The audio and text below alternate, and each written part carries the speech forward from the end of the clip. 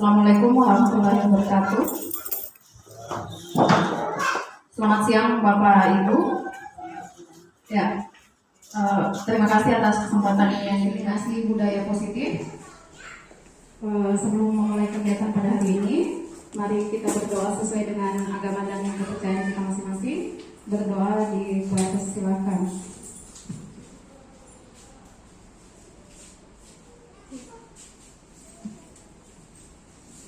Selesai. Sebelum saya masuk pada materi pada hari ini, bagaimana Bapak Ibu, masih semangat? Ya. Sebelum kita mulai kegiatan, Ibu, saya mau mengajak Bapak Ibu untuk bertepuk-tepuk di dalam kelas. Kita biasa dengan anak-anak bertepuk-tepuk, ya, agar menambah semangat mereka. Mari kita juga semangat mengikuti kegiatan destinasi hari ini. Kalau saya mengatakan tepuk satu, Ibu menepuk satu kali sambil bilang yes. Tepuk satu. Tepuk, kalau saya bilang tepuk dua berarti oke. Tepuk dua. Tepuk satu.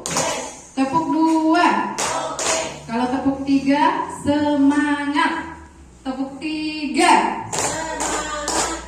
Tepuk empat, konsentrasi. Tepuk empat. Ya, bisa? Ya, tepuk satu. Tepuk dua. Oke, ya. Tepuk dua. Tepuk tiga, semangat. Tepuk empat, konsentrasi. Ya, baik, terima kasih Bapak Ibu. Destinasi aktivitas saya pada hari ini adalah budaya positif. Seperti yang kita tahu, budaya positif. Budaya itu apa Bapak Ibu? Budaya itu? Ya, betul, kebiasaan positif. Ya, budaya positif diharapkan kita tumbuh kembangkan di sekolah agar melahirkan anak-anak yang diharapkan memiliki. Dalam budaya positif itu melahirkan nilai-nilai kebajikan. Nilai kebajikan yang secara universal atau menyeluruh yang kita yakini. Bapak Ibu, mohon maaf, saya mau tanya lagi, nilai kebajikan universal seperti apa yang sudah kita yakini? Nilai kebajikan apa? Jujur? Apalagi Bapak Ibu? Kira-kira nilai kebajikan yang kita yakini selama ini? Selain jujur, disiplin, apalagi? Bertanggung jawab. Ya, semua itu termasuk nilai-nilai kebajikan ya Bapak Ibu. Yang kita harapkan anak-anak kita dapatkan di sekolah, menjadi kebiasaan itu melahirkan nilai-nilai kebajikan di dalamnya. Ya, lanjut Bu April. Ya, 7 konsep utama budaya positif. Yang pertama, perubahan paradigma belajar. Yang kedua, disiplin positif. Yang ketiga, motivasi perilaku manusia. Kemudian yang keempat, kebutuhan dasar manusia. Yang kelima, posisi kontrol restitusi. Kemudian yang keenam, keyakinan kelas. Yang ketujuh, segitiga restitusi. Ya, lanjut. Ya, yang pertama kita masuk pada pembelajaran dengan paradigma baru. Di sini pembelajaran dengan paradigma baru dirancang berdasarkan prinsip pembelajaran berdiferensiasi. Bapak Ibu, hal ini sudah kita lakukan dalam kelas. Mungkin tapi sebagian dari kita belum tahu pembelajaran berdiferensiasi itu seperti apa. Tapi kita sudah lakukan di dalam kelas. Pembelajaran berdiferensiasi bertujuan untuk sebagai upaya guru untuk dalam menghadirkan pembelajaran yang memuat semua kebutuhan anak murid. Apakah minat dan bakat anak murid? Lanjut. Ya, Yang kedua, disiplin positif. Ya. Dalam budaya kita, makna kata disiplin dinamakan menjadi sesuatu yang dilakukan seseorang pada orang lain untuk mendapatkan kepatuhan. Kita cenderung menghubungkan kata disiplin dengan ketidaknyamanan. Tentu kita tidak menginginkan hal seperti itu. Anak-anak disiplin karena takut gurunya, takut dapat marah ya Bapak Ibu. Harusnya yang anak yakini ketika melaksanakan disiplin positif adalah tumbuh dari diri sendiri, ada motivasi dari dirinya sendiri yang lahir dari dalam dirinya, bukan dari ekstrinsiknya tapi dari unsur intrinsik atau dalam diri, bukan pengaruh dari luar tapi pengaruh dari dalam dirinya sendiri. Dia misalnya kita contoh yang di sekolah yang biasa kita berikan disiplin positif apa yang biasa kita lakukan di sekolah? Ya, membuang sampah pada tempatnya. Anak murid kalau lihat gurunya langsung angkat sampah kalau disuruh. Tapi kalau tidak ada bapak ibu guru, kira-kira dia mau angkat ke tidak? Kadang dia tidak ya, karena belum ada disiplin positif dalam dirinya, belum ada kesadaran diri. Yang itu yang ingin kita tumbuhkan. Ya baik, lanjut. Ya, yang ketiga, motivasi manusia untuk menghindari ketidaknyamanan atau hukuman. Apa yang akan terjadi apabila saya tidak melakukannya? Sebenarnya mereka sedang menghindari permasalahan yang mungkin muncul dan berpengaruh pada mereka secara fisik maupun psikologis. Ya, dengan mereka mematuhi aturan karena takut mendapatkan hukuman fisik atau psikologis. Jadi dia mematuhi aturan karena adanya pengaruh dari eksternal, belum dari motivasi diri sendiri. Kemudian yang kedua, untuk menjadi orang yang mereka inginkan dan menghargai diri sendiri dengan nilai-nilai yang mereka percaya. Orang dengan motivasi ini akan bertanya, akan menjadi orang yang seperti apa? Seperti apabila saya melakukannya. Orang menjadi seperti apa ya bila saya melakukannya. Jadi dia sudah memiliki motivasi internal ya, karena dia melakukan sesuatu percaya ada nilai-nilai di dalamnya. Misalnya anak itu percaya gunanya buang sampah itu apa sih? Gunanya buang sampah adalah agar kita terhindar dari penyakit. Ya. Yang ketiga, untuk mendapatkan imbalan atau penghargaan dari orang lain. Di sini orang berperilaku untuk mendapatkan imbalan atau penghargaan dari orang lain. Orang dengan motivasi ini akan bertanya, apa yang akan saya dapatkan apabila saya melakukannya? Jadi dia mengharapkan imbalan. Oh, kalau saya seperti ini nanti Bu Guru kasih saya coklat. Jadi Bapak Ibu hati-hati kalau memberikan penghargaan kepada anak, karena penghargaan itu juga berupa hukuman.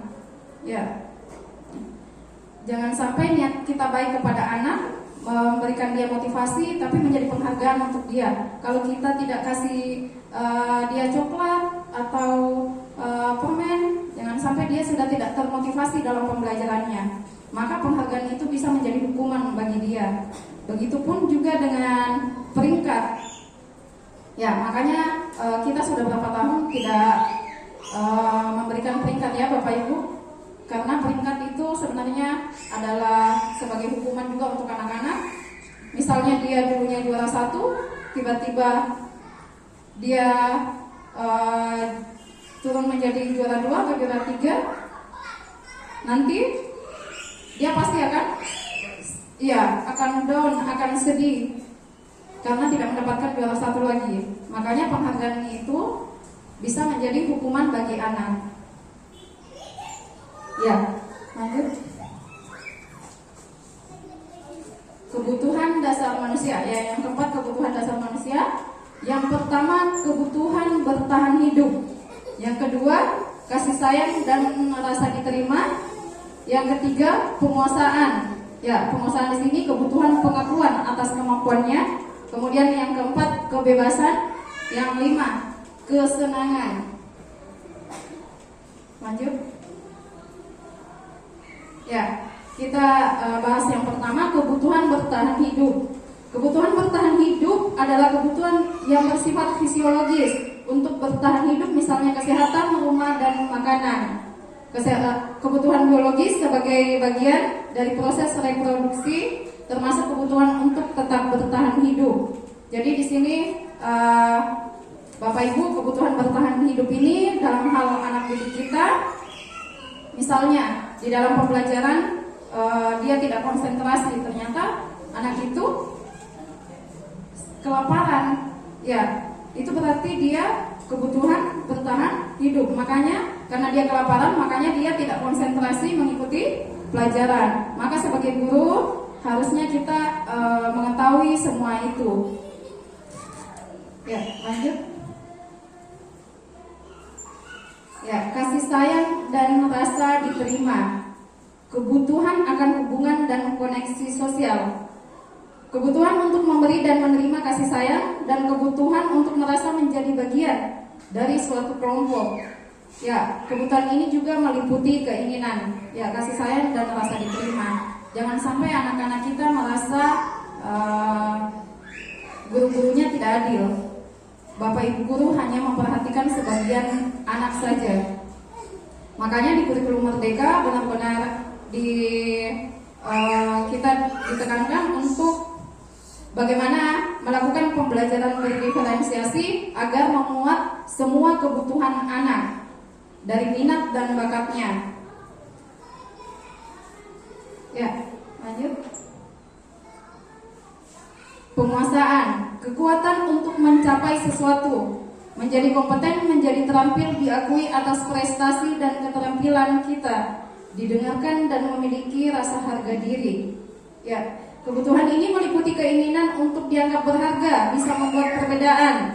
Ya, kompeten, diakui dan dihormati. Ya, di sini ada beberapa anak mungkin yang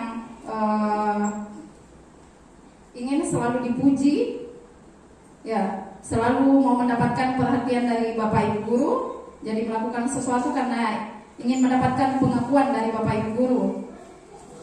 Jadi kita juga harus perhatikan anak-anak yang seperti ini. Kemudian lanjut. Ya, kebebasan.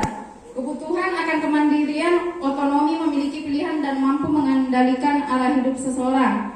Anak-anak dengan kebutuhan kebebasan yang tinggi menginginkan pilihan. Mereka perlu banyak bergerak, suka mencoba-coba, tidak terlalu terpengaruh orang lain, dan senang mencoba hal baru dan menarik. Ya, di dalam kelas pasti ada salah satu anak murid yang susah untuk disuruh diam di dalam kelas. Ya, maka sebagai guru yang baik, maka kita perlu untuk memenuhi kebutuhannya. Kita memberikan apa yang dia mau. Ya. Kesenangan, ya, di dalam pembelajaran, tentu apalagi kita anak SD, mereka suka permainannya. Mereka sangat suka bermain, suka bercanda. Jadi di dalam pembelajaran diharapkan Bapak Ibu guru bukan menjadi hanya sebagai sumber informasi bagi mereka, tapi memfasilitasi mereka dalam mengembangkan minat dan bakatnya. Di dalam pembelajaran Bapak Ibu tolong seperti mereka kadang menjadi sosok teman, jadi sosok ibu bapak untuk mereka. Karena kadang mereka merasa bosan di dalam kelas mendapatkan pelajaran, maka harus diselingi dengan ice breaking. Bisa dengan tepuk, menyanyi, atau games, dan lain-lain. Ya. Ya, yang kelima, 5 posisi kontrol. Yang pertama, penghukum. Ini 5 posisi kontrol sebagai guru ya, Bapak Ibu. Yang pertama penghukum, Yang kedua, pembuat merasa bersalah. 3, teman. Yang keempat, pemantau. Yang kelima, manajer. Ya, kita masuk yang pertama, penghukum. Bu April. Ya. Ini adalah contoh di mana ada seorang murid yang melanggar suatu peraturan sekolah. Selanjutnya ada dialog antara seorang guru dengan murid tersebut, serta bagaimana guru tersebut menjalankan disiplin dengan menggunakan kelima posisi kontrol untuk kasus yang sama. Kasusnya adalah Adi yang terlambat hadir di sekolah. Selanjutnya, ya, posisi kontrol guru sebagai penghukum, menggunakan hukuman fisik maupun verbal. Orang-orang yang menjalankan posisi penghukum senantiasa mengatakan bahwa sekolah memerlukan sistem atau alat yang dapat lebih menekan murid-murid lebih dalam lagi. Penghukum ciri-cirinya nada suara tinggi, bahasa tubuh, mata melotot, dan jari menunjuk-nunjuk menghardik. Contoh kalimatnya, terlambat lagi, pasti terlambat lagi. Sudah datang terlambat, kapan bisa datang tepat waktu? Ya, coba Bapak Ibu tanyakan kepada diri Bapak Ibu, bagaimana perasaan murid bila guru berbicara seperti itu kepada muridnya? Kira-kira bagaimana? Coba Bapak Ibu, ada yang bisa sampaikan perasaannya kira anak murid bagaimana kalau Bapak Ibu marah sambil melotot, apalagi menunjuk-menunjuk mereka? Ya.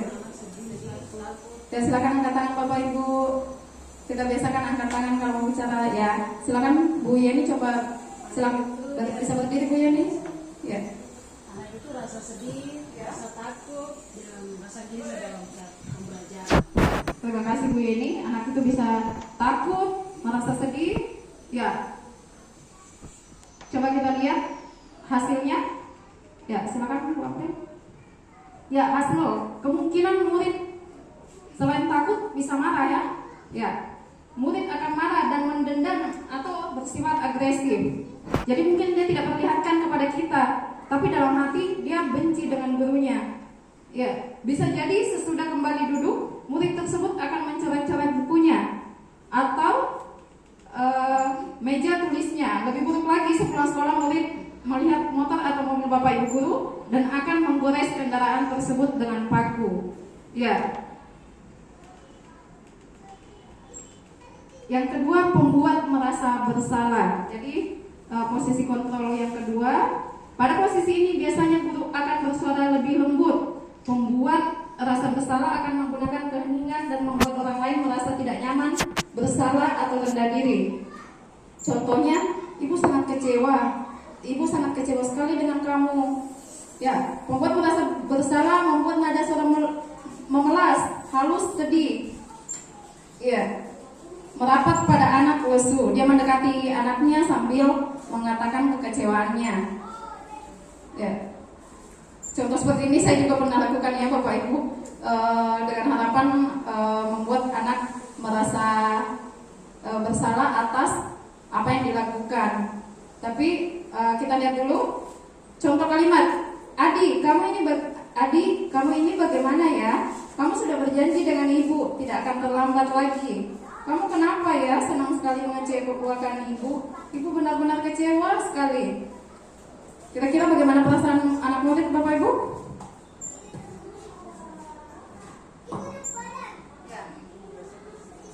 Ya, baik, Ibu Vero silakan. Anak tersebut merasa bersalah. Ya, anak tersebut merasa bersalah. Ya, dia merasa gagal di depan gurunya. Coba Bu April. Ya, hasilnya murid akan merasa bersalah. Dia merasa gagal, bersalah telah mengecewakan ibu atau bapak gurunya. Murid akan merasa menjadi orang yang gagal dan tidak sanggup membahagiakan orang lain. Ya. Kemudian selanjutnya, yang ketiga, teman. Ya, nada suaranya ramah, akrab, dan bercanda. Bahasa tubuh merapat pada murid, mata dan senyum jenaka. Guru pada posisi ini tidak akan menyakiti murid, namun akan tetap berupaya mengontrol murid melalui persuasi. Posisi teman pada guru biasa bisa negatif ataupun positif. Positif ini berupa hubungan baik yang terjalin antara guru, tapi negatifnya dia hanya mungkin saja dia hanya bisa mendengarkan gurunya, tapi guru lain belum tentu. Karena dia hanya suka sama gurunya, karena merasa akrab dengan guru itu, tapi guru lain dia merasa guru lain tidak mendengarkan dia. Ya, contoh kalimatnya, Adi, ayolah, bagaimana sih kamu? Kemarin kamu sudah janji ke bapak, bukan? Kenapa terlambat lagi? Sambil tertawa ringan. Ya sudah, tidak apa-apa. Duduk dulu sana, nanti Pak Guru bantu kamu ini, sambil tersenyum-senyum. Ya, kira-kira bagaimana perasaan murid kalau dianggap sebagai teman? Ya, Bu Ari, bagaimana? Merasa senang dan bersenyum-senyum. Ya, merasa senang karena Pak Gurunya senyum-senyum ya, tidak marah atas apa yang dia perbuat ya. Ya, coba hasilnya. Ya, hasilnya murid akan merasa senang dan akrab dengan guru. Ini termasuk dampak yang positif. Hanya saja sisi negatifnya, murid menjadi tergantung pada guru tersebut. Bila ada masalah, dia merasa bisa mengandalkan guru tersebut untuk membantunya. Akibat lain adalah Adi hanya akan berbuat sesuatu bila yang menyuruh adalah guru tersebut, dan belum tentu berlaku sama dengan guru atau orang lain. Jadi dia hanya mau mendengarkan guru tersebut, belum tentu dengan yang lain. Berarti belum ada nilai-nilai kebajikan dalam dirinya, hanya karena ya pengaruh dari luar ya, karena gurunya. Ya, silakan. Ya, posisi selanjutnya adalah posisi pemantau. Memantau berarti mengawasi. Pada saat kita mengawasi, kita bertanggung jawab atas perilaku orang-orang yang kita awasi. Posisi pemantau berdasarkan pada peraturan-peraturan dan konsekuensi. Dengan menggunakan sanksi atau konsekuensi, kita dapat memisahkan hubungan pribadi kita dengan murid sebagai seorang yang menjalankan posisi pemantau. Ya, posisi pemantau di sini memiliki nada suara datar, bahasa tubuh yang formal. Jadi pada posisi pemantau ini kita tanya kepada anak, contohnya Adi nih. Adi, tahukah kamu jam berapa kita memulai? Tahu Pak, kamu terlambat 15 menit. Apakah kamu sudah mengerti konsekuensi yang harus dilakukan bila terlambat? Bapak bedakan hukuman dan konsekuensi ya.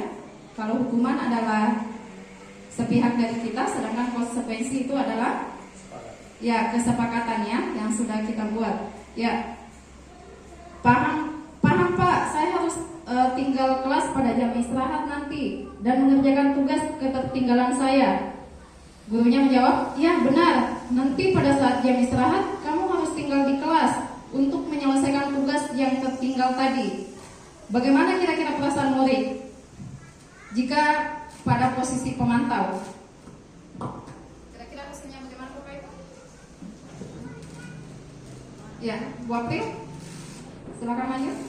Ya, hasilnya ya, murid memahami konsekuensi yang harus dijalankan karena telah melanggar salah satu peraturan sekolah. Seperti tadi ya, dia tahu konsekuensinya adalah tetap tinggal di dalam kelas untuk menyelesaikan tugas dengan tetap harus diawasi oleh guru. Kalau tidak diawasi, bisa-bisa dia keluar main.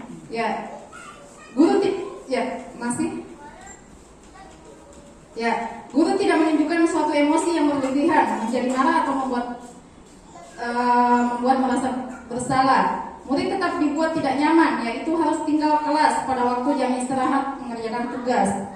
Guru tetap memantau murid mengerjakan tugas di jam istirahat karena murid tidak bisa ditinggal seorang diri. Ya, lanjut. Ya, posisi manajer. Manajer nada suara tulus, bahasa tubuh tidak kaku, mendekat ke murid. Posisi di mana guru berbuat sesuatu bersama dengan murid, mempersilahkan murid mempertanggungjawabkan perilakunya, mendukung murid agar dapat menemukan solusi atas permasalahannya sendiri. Ya, kalau tadi pemantau, bedanya adalah kalau pemantau, bagaimana tadi Bapak Ibu? Kalau pemantau tadi mengingatkan konsekuensi yang dia dapatkan, sedangkan manajer manajer diharapkan anak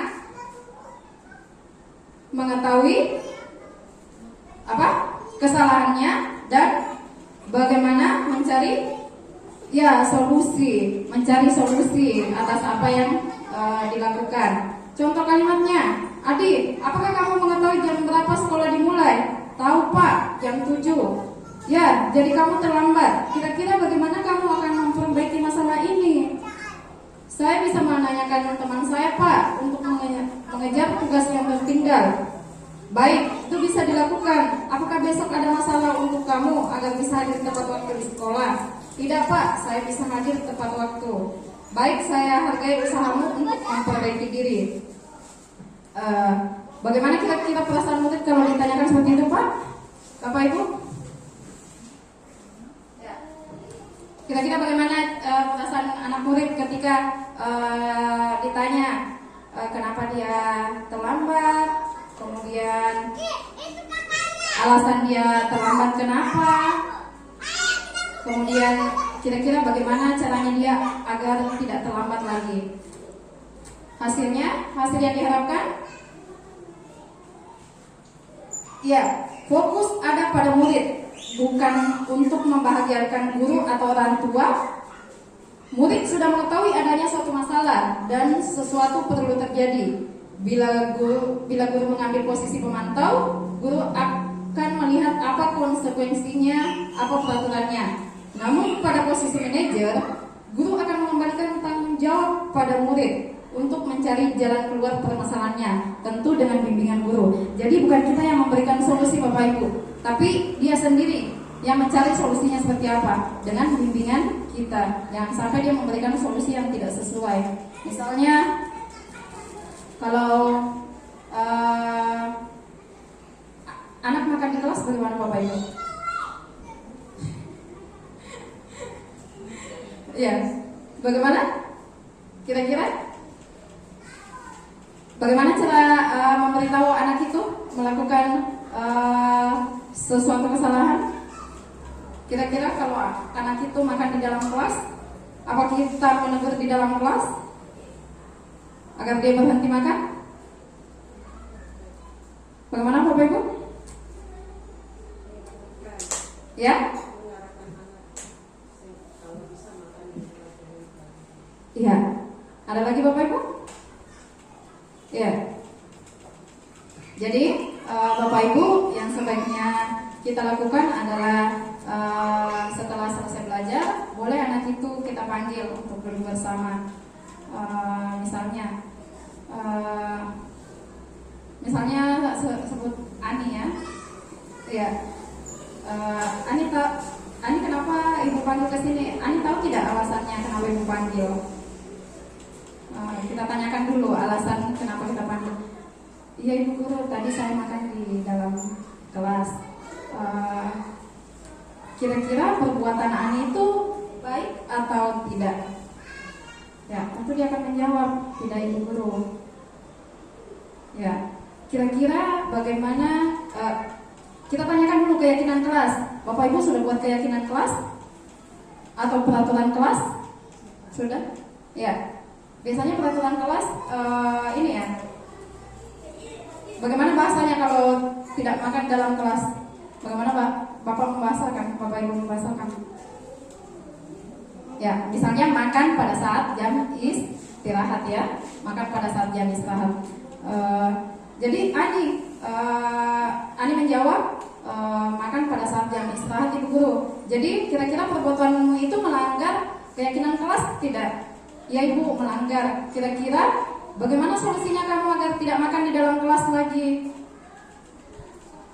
Solusinya Ibu Guru, saya sebelum berangkat ke sekolah, saya akan bangun awal agar saya bisa sarapan, kemudian berangkat ke sekolah agar pada saat jam pembelajaran saya tidak kelaparan dan tidak makan di dalam kelas. Jadi kita membantu dia menemukan solusi atas permasalahannya.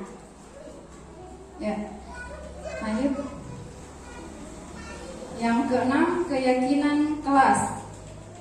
Ya, pertanyaan pemantik untuk Bapak Ibu. Yang pertama, mengapa keyakinan kelas? Mengapa tidak peraturan kelas saja? Yang selama ini kita kenal peraturan kelas ya. Kira-kira bagaimana Ibu? Apa perbedaan antara keyakinan dan peraturan? Ya. Peraturan itu dibuat sudah paten ada.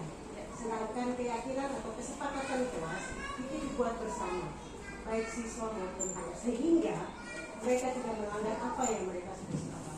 Iya, baik, terima kasih Bu Vero.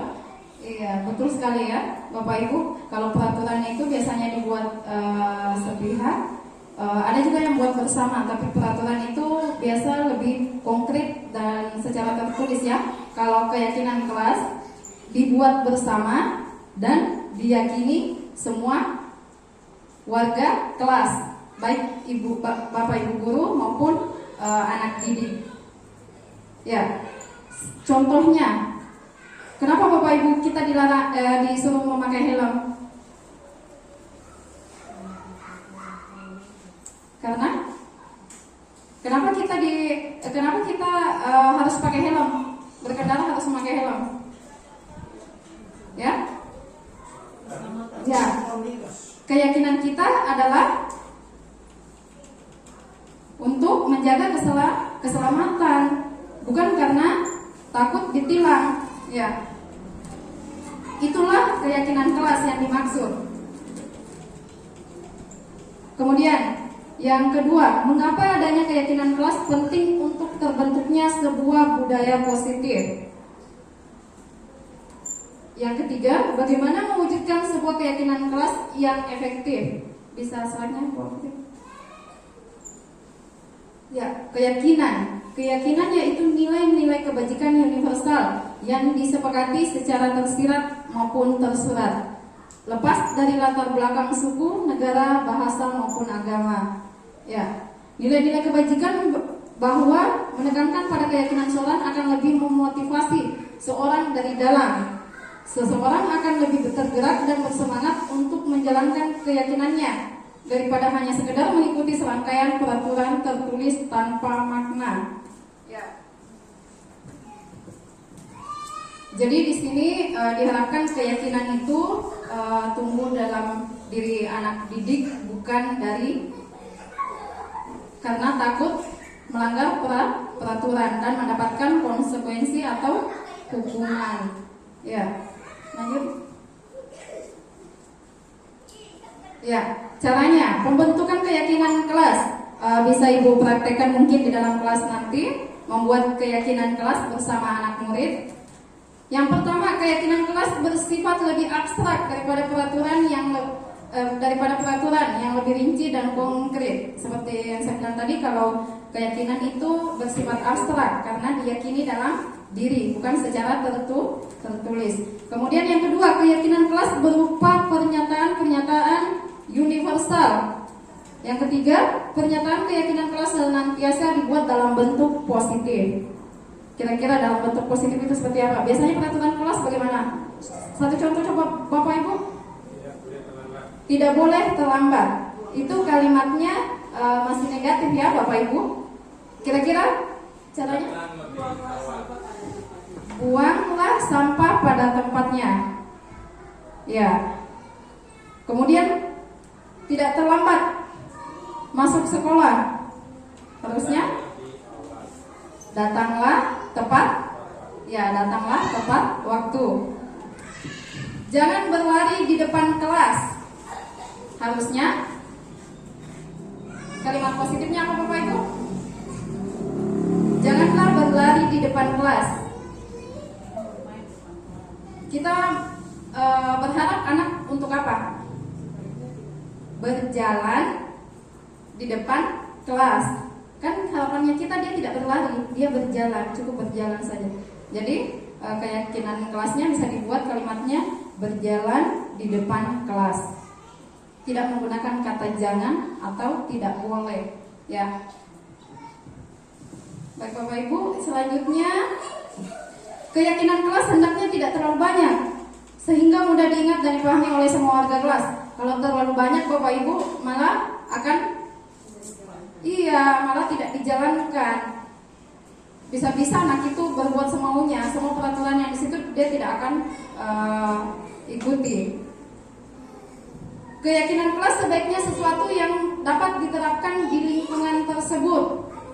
Kemudian semua warga kelas hendaknya, misalnya keyakinan kelas sebaiknya sesuatu yang dapat diterapkan di lingkungan tersebut. Misalnya anak didiknya di kelas itu ada yang rumahnya jauh ya dari sekolah, jadi datang tepat waktu itu mungkin kurang efektif ya untuk diterapkan dalam peraturan, mengingat kondisi rumah anak tersebut jauh ya. Jadi itu bisa kita tidak masukkan di kesepakatan kelas ya, karena kita harus memenuhi kebutuhan setiap murid ya Bapak Ibu. Seperti rumah anak itu jauh dari sekolah, itu juga kebutuhan anak yang harus kita perhatikan. Kita tidak boleh marah kepada anak tersebut karena memang kondisinya memang harus seperti itu. Ya, selanjutnya semua warga kelas hendaknya ikut berkontribusi dalam pembuatan keyakinan kelas lewat kegiatan curah pendapat. Ya, jadi pembuatannya bukan sepihak dari guru, tapi kesepakatan kelas yang dibuat bersama dengan anak-anak dan ditandatangani kalau perlu ditandatangani ya semua warga kelas. Bersedia meninjau kembali keyakinan kelas dari waktu ke waktu. Jadi kesepakatan kelas itu bukan dibuat 1 kali 1 tahun ya Bapak Ibu. Kalau misalnya ada anak yang sering melanggar keyakinan kelas, berarti kita bisa berembuk lagi dengan anak murid, menanyakan keyakinan kelas kita, apakah mereka bisa mengikuti keyakinan kelas atau tidak. Selanjutnya, ya, contoh keyakinan kelas. Yang pertama, keyakinan kelas 1. Setiap anggota kelas perlu belajar. Oh ya, penekanan kelas 1 perlu belajar karena ini ya, masih anak kecil mungkin bahasanya sederhana ya Bapak Ibu. Setiap anggota kelas perlu senang. Kalau kelas 5 selalu bersikap positif. Jadi selalu bersikap positif ini sudah memuat banyak Bapak Ibu. Bersikap positif, tidak berkata kasar. Kemudian apa lagi Bapak Ibu selain itu? Tidak berkata kasar, saling menghargai dengan teman, tidak saling mengejek. Kemudian yang kedua, senantiasa menjadi diri terbaik. Ya, kemudian yang ketiga, percaya dan menghormati orang lain serta barang miliknya. Kemudian berkomitmen terhadap setiap tugas. Ya. Yang terakhir, senantiasa membantu. Jadi membantu teman di dalam kelas, apalagi kelasnya kita itu setiap kelas jumlah anak sangat banyak ya Bapak Ibu. Kita setiap kelas itu mungkin hampir lebih 30 semuanya. Jadi mungkin pembelajaran berdiferensiasi juga bisa kita kelompokkan anak yang mempunyai kemampuan lebih dari temannya, anak yang sedang dan anak yang kurang. Gunanya apa? Anak yang lebih tahu bisa menjadi apa Bapak Ibu untuk teman-temannya? Ya, tutor sebaya. Agar dia juga membantu kita dalam proses belajar. Ya, selanjutnya. Ya, yang ketujuh, segitiga restitusi. Segitiga restitusi di dalam kita sebagai tadi 5 posisi kontrol, ibu Bapak masih ingat 5 posisi kontrol? Yang pertama penghukum, yang kedua ya pembuat merasa bersalah, yang ketiga teman, yang keempat pemantau, yang kelima manajer. Dalam posisi manajer kita dapat menerapkan posisi segitiga restitusi. Yang pertama, menstabilkan identitas. Yang kedua, validasi tindakan yang salah. Yang ketiga, menanyakan keyakinan. Ya, yang pertama, Bu April. Ya, menstabilkan identitas. Bagian dasar dari segitiga bertujuan untuk mengubah identitas anak dari orang yang gagal karena melakukan kesalahan menjadi orang yang sukses. Anak yang melanggar peraturan karena sedang mencari perhatian adalah anak yang sedang mengalami kegagalan. Dia mencoba memenuhi kebutuhan dasarnya namun ada benturan. Kalau kita mengkritik dia, maka kita akan tetap membuatnya dalam posisi gagal. Kalau kita ingin ia menjadi reflektif, maka kita harus meyakinkan anak tersebut dengan cara mengatakan kalimat-kalimat ini. Berbuat salah itu tidak apa-apa. Tidak ada manusia yang sempurna. Saya juga pernah melakukan kesalahan seperti itu. Kita bisa menyelesaikan ini. Bapak Ibu tidak tertarik mencari siapa yang salah, tapi Bapak Ibu ingin mencari solusi dari permasalahan ini. Kamu berhak merasa begitu. Apakah kamu sedang menjadi teman yang baik buat dirimu sendiri? Dan kalimat-kalimat positif yang lainnya. Jadi kalimat ini hanya contoh ya Bapak Ibu. Bapak Ibu bisa kembangkan sendiri kalimat-kalimat menstabilkan identitas. Jadi kita tanya dulu, kita ini dulu menstabilkan identitas. Kita panggil anak itu, kita mengatakan misalnya dia terlambat. Bapak Ibu juga pernah terlambat waktu sekolah, tapi kita tidak menjadikan suatu kebiasaan, karena terlambat ke sekolah itu bukan sesuatu yang baik untuk terus dilakukan. Ya, selanjutnya validasi tindakan yang salah. Setiap tindakan kita dilakukan dengan suatu tujuan, yaitu memenuhi kebutuhan dasar. Kalau kita memahami kebutuhan dasar, apa yang mendasari sebuah tindakan, kita akan bisa menemukan cara-cara yang paling efektif untuk memenuhi kebutuhan tersebut. Seorang guru yang memahami teori kontrol pasti akan mengubah pandangannya dari teori stimulus, respons, ke cara berpikir proaktif yang mengenali tujuan dari setiap tindakan. Jadi, setiap tindakan itu pasti memiliki alasan atau memiliki tujuan. Jika dia misalnya terlambat, tadi contoh kasus Adi terlambat, mungkin dia punya alasan. Alasannya bisa saja karena dia main HP sampai tengah malam, tidak ada yang mengontrol, atau bisa saja karena dia membantu orang tua. Jadi kita harus tahu sebenarnya alasan dia terlambat itu apa.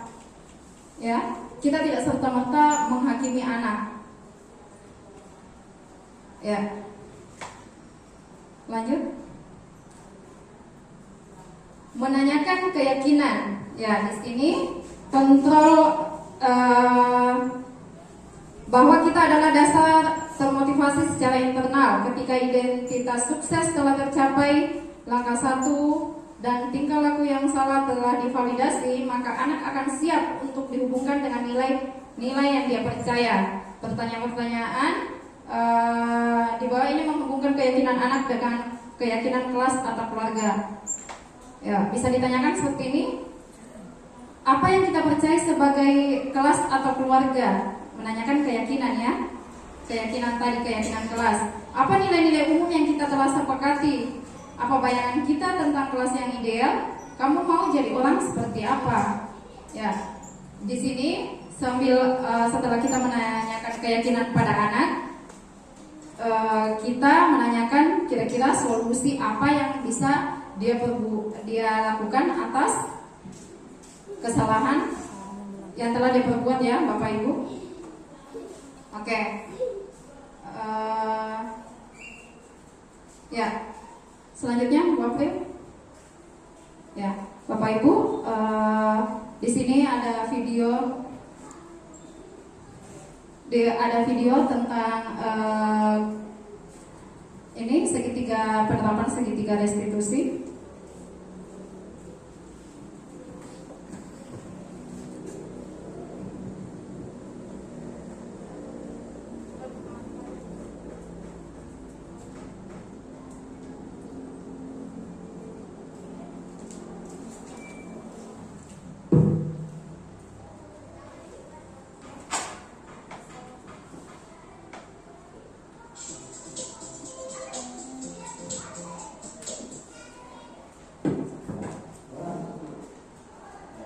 Life work.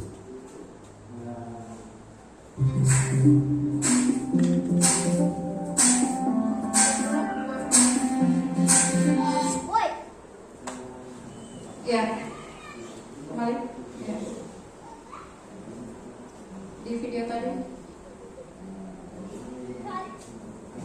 Yang video. Ya, ini deh kemarin saya mendapatkan tugas dari modul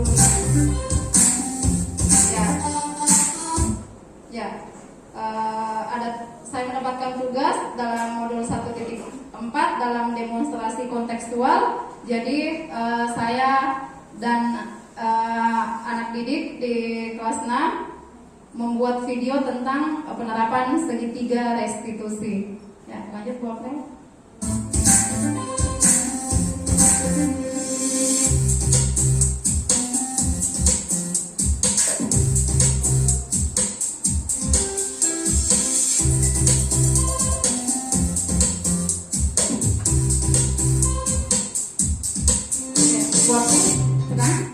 Ya, restitusi merupakan proses menciptakan kondisi bagi murid untuk memperbaiki kesalahan mereka sehingga mereka bisa kembali pada kelompok mereka dengan karakter yang lebih kuat.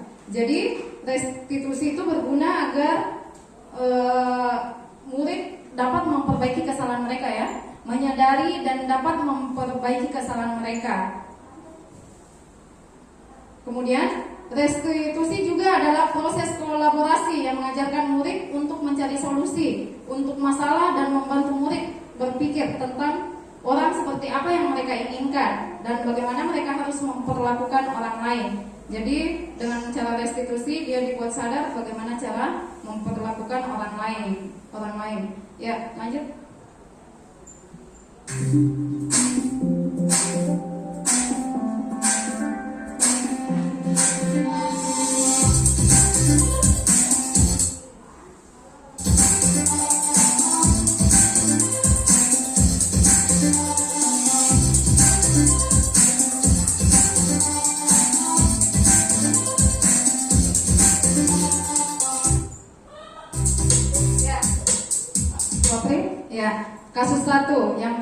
Kasus 1 Deborah merupakan siswa kelas 6 di SD Negeri 05 Sanggeng. Deborah terlambat datang ke sekolah dikarenakan bangun terlambat. Alasan ia bangun terlambat karena pada malam hari ia bermain HP hingga larut malam. Ini kasusnya.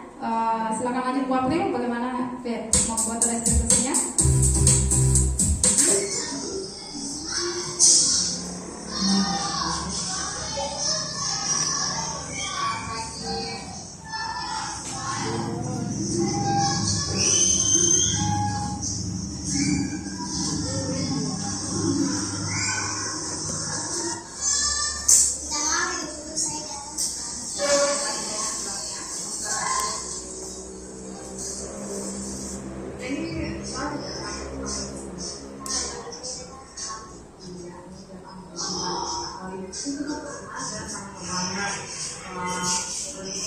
Ini proses menstabilkan identitas.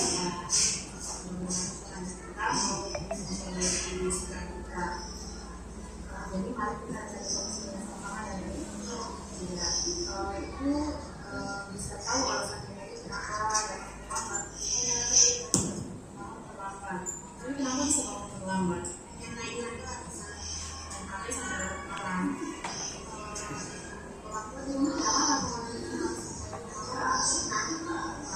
Tapi ini 14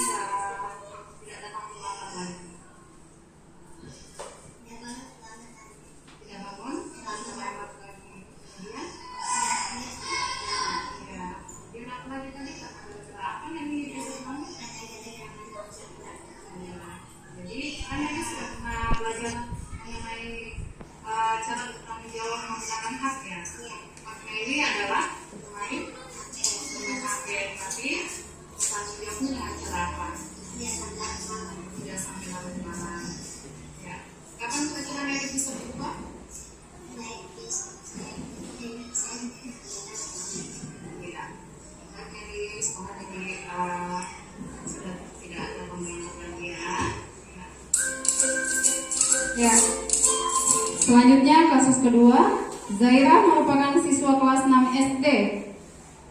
Pada suatu hari Zaira terburu-buru pergi ke sekolah sehingga tidak sarapan. Pada saat jam pelajaran, Zaira merasa lapar. Lalu ia makan di dalam kelas. Lanjut.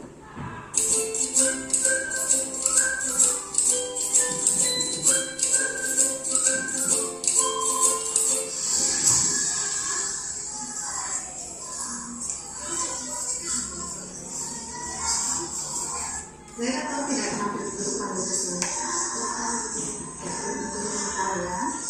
Ini tadi Zaira makan di dalam kelas pada saat pelajaran. Betul kan tidak? Iya, betul. Zaira makan ya dalam kelas. Kira-kira perbuatan Zaira itu benar atau salah? Salah. Ibu tahu semua manusia pernah pasti bersalah ya Zaira. Itu juga benar tidak salah. Sebagai manusia kita harus menyadari kesalahan kita dan berusaha untuk tidak melakukan lagi ya Zaira. Iya. Ibu mau tahu alasan Zaira kenapa bisa main di dalam kelas? Sarapan. Iya. Zaira tidak sarapan di sekolah. Tidak. Kenapa tidak sarapan?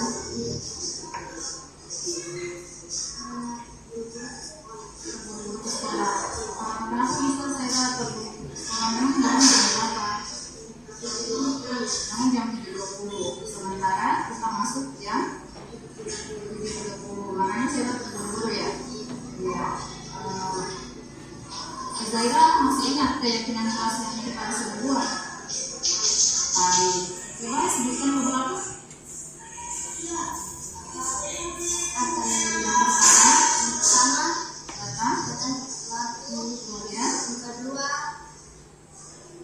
Menjaga kebersihan, yang ketiga Tidak makan saat iya, itu tidak makan saat jam pelajaran. Berarti apa yang saya lakukan tidak sesuai dengan keyakinan kelas ya. Iya. Kira-kira solusinya apa agar saya tidak kelaparan lagi di dalam kelas pada saat pelajaran? saya akan bangun lebih awal, kemudian sarapan terlebih dahulu agar saya tidak merasa lapar saat jam pelajaran. Tidak, betul sekali. Jadi sebaiknya saya sebelum sekolah itu harus bangun lebih awal ya. Kemudian sarapan agar di sekolah pada saat jam pelajaran tidak merasa lapar lagi ya saya. Ya, berarti saya tahu betul bahwa keyakinan kelas itu harus kita patuhi ya. Iya. Terima kasih saya. Semoga rekan saya tidak makan. Rasa senang karena ibu guru membantu saya mendapatkan solusi agar saya datang ke sekolah tepat. Senang karena ibu guru menjelaskan kepada saya mendapatkan solusi agar tidak menambah keyakinan kelas. Ya. Ya, baik. Terima kasih Bapak Ibu. Itulah materi designasi saya hari ini. Sebelum kita mengakhiri, mari kita masih ingat Bapak Ibu yang di awal? Tepuknya, tepuk 1. Yes. Tepuk 1. Tepuk 2. Oke. Tepuk 3. Semangat. Tepuk 4. Konsentrasi. Ya. Bapak Ibu tahu tepuk hebat? Tepuk hebat. Jempol kanan, jempol kiri, 2 jempol hebat. Bisa? Ya, jempol kanan dulu baru jempol kiri. Ya, tepuk hebat. Jempol kanan, jempol kiri, 2 jempol hebat. Ya, Bapak Ibu, terima kasih. Saya harap di dalam kelas Bapak Ibu juga selalu menghadirkan ice breaking karena itu juga menjadi semangat bagi anak-anak dalam belajar agar mereka tidak merasa jenuh di dalam kelas. Ya, terkait budaya positif hari ini, Saya minta dari Bapak Ibu bagaimana perasaannya setelah mempelajari tentang budaya positif. Mohon satu orang menyampaikan perasaannya setelah mempelajari budaya positif. Ibu Sri, mungkin ada bagaimana perasaannya? Tentunya ketika kita menerapkan budaya positif ini, banyak hal yang harus bisa kita lakukan itu untuk kita sendiri juga. Kemudian anak-anak ini memang kalau di dalam PKS memang ada juga, kita sudah latih untuk anak-anak, tapi tinggal kemauan dari mereka saja. Jadi kalau memang ada dalam diri mereka yang serba positif itu bagus, tidak jemu-jemu untuk kita selalu kasih ingat. Misalnya saja untuk membuang sampah, kita katakan bahwa tidak pernah harus bu guru atau bapak guru yang kasih tahu, kasih ingat untuk buang sampah. Ini juga saya terapkan di rumah saya, terus terang untuk keponakan. Kalau ada sampah sudah bilang dia, jangan main suruh ada sampah, lihat ada sampah, angkat, buang di tempat sampah. Jadi itu tergantung dari kita ya sebagai pendidik untuk terus-menerus mengingatkan anak. Mungkin itu dari saya, terima kasih. Terima kasih banyak untuk Ibu Sri. Tepuk tangan untuk Ibu Sri. Ya, baik Bapak Ibu. Jadi betul yang dikatakan Ibu Sri bahwa menumbuhkan keyakinan kepada anak-anak itu bukan hal yang mudah. Sebagai pendidik kita harus selalu berada di samping anak didik untuk selalu mengingatkan mereka hal kebaikan agar mereka bisa meyakini akan hal itu. Jadi dari kebiasaan positif, budaya positif yang kita terapkan di sekolah bukan untuk anak didik saja, tapi semua warga sekolah, baik teman sejawat maupun untuk anak didik, untuk orang tua, lingkungan sekolah kita. Mari kita munculkan budaya positif ini agar menjadi kebiasaan baik yang melahirkan nilai-nilai kebajikan universal yang kita yakini secara bersama. Mohon maaf sebelumnya tadi saya belum sampaikan nilai kebajikan yang diharapkan kepada anak didik itu. Nilai kebajikan banyak, tapi di dalam Merdeka Belajar ini diharapkan nilai kebajikannya seperti yang ada di 6 profil pelajar Pancasila. Yang pertama apa Bapak Ibu? Yang pertama, beriman dan bertakwa kepada Tuhan serta berakhlak mulia. Yang kedua, berkebinekaan global. Yang ketiga, gotong royong. Yang keempat, mandiri. Yang kelima, ya kreatif. Yang keenam, bernalar kritis. Jadi nilai kebajikan seperti itu yang kita harapkan timbul pada anak didik kita. Ya, sekian dari saya. Terima kasih banyak atas waktu dan kesempatan dari Bapak Ibu untuk hadir pada hari ini guna mendengarkan saya, melihat saya melakukan diseminasi sebagai tugas aksi nyata saya pada modul 1.4.